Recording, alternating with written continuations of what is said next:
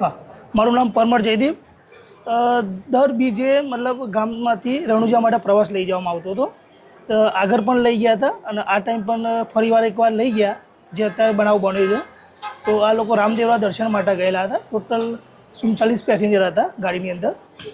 ત્યાંથી દર્શન કરી ત્યાંથી રિટર્ન આવતી ટાઈમે જોધપુર જોડે ઓવરલોડ ભરેલી એક કન્ટેનરની ગાડી જે સામેથી ઠોકેલી છે, જેથી 4 જણના મોત થયેલા છે અને 14 જણ અત્યારે હોસ્પિટલની અંદર છે. જો મેજર ઇન્જરી છે, વધારે નથી.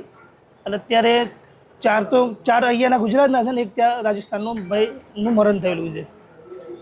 પગી પરેશભાઈ નરસિંહભાઈ પગી, રૂપણ, તાલુકો ધનસુરા, જિલ્લો અરવલ્લી.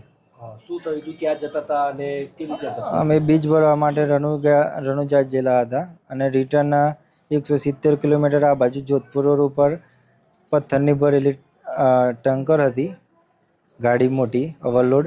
એ બહુ રોંગ સાઈડ આવતો હતો ને એને આવીને જ સીધું અમારા પર ઠોકી દીધી.